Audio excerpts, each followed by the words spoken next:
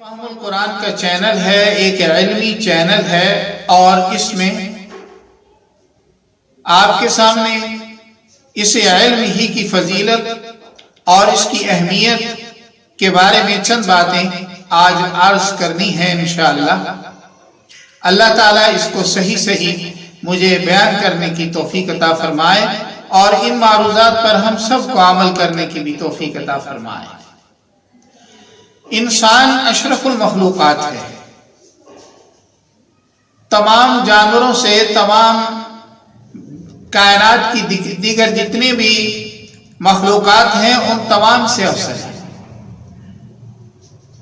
حتیٰ کہ فرشتوں سے بھی افضل ہے۔ لیکن اس افضلیت کی وجہ کیا ہے؟ انسان اشرف المخلوقات ہے اس علم کی بنیاد پر۔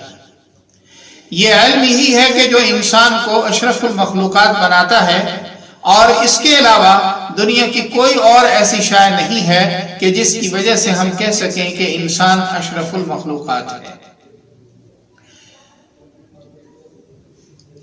سب سے پہلا انسان کا جو مقابلہ کرایا اللہ جل شانہ نے، وہ فرشتوں کے ساتھ کرایا، اور وہ علم میں تھا۔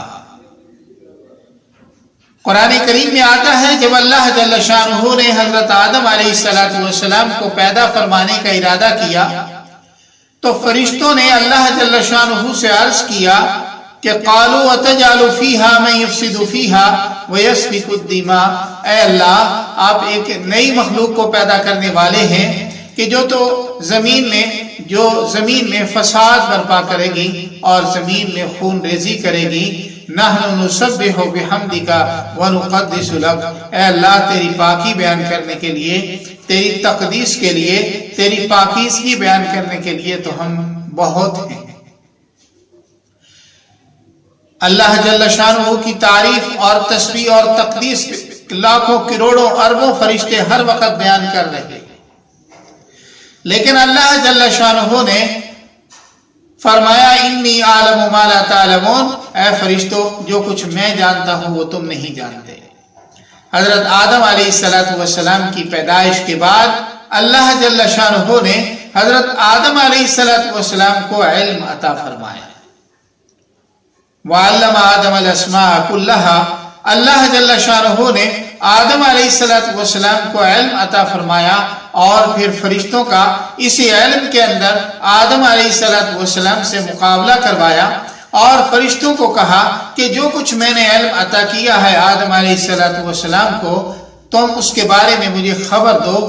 لیکن فرشتوں نے کہا کہ سبحانک لا علم لنا الا ما علمتنا، اے الہ العالمین ہم اس چیز کو نہیں سمجھ سکتے اور ہم نہیں جانتے، ہمیں تو صرف وہی کچھ معلوم ہے اے اللہ جو تو نے ہمیں بتلایا۔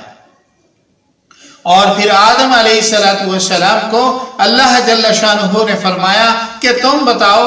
آدم علیہ السلام نے اللہ سے سیکھے ہوئے تمام علوم بتا دیے، اور پھر اللہ جل شانہ نے فرمایا فرشتوں کو کہ میں نہیں کہتا تھا کہ جو کچھ میں جانتا ہوں وہ تم نہیں جانتے۔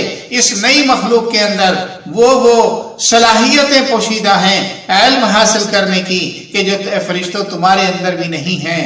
اور پھر اس مقابلے میں جب انسان جیت گیا تو اللہ جل شانہ نے کیا فرمایا فرشتوں کو کہ تم آدم کو سجدہ کرو۔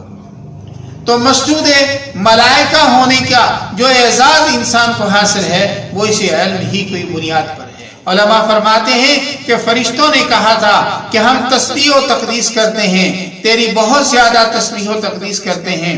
اللہ جل شانہ نے تسبیح و تقدیس میں مقابلہ نہیں کروایا بلکہ علم میں مقابلہ کروایا۔ اس میں یہ بتا دیا کہ علم دین حاصل کرنا، ایسا علم حاصل کرنا کہ جو اللہ کو محبوب ہے، تو ایسا علم دین حاصل کرنا یہ تسبیح و تقدیس سے بھی زیادہ بہتر ہے۔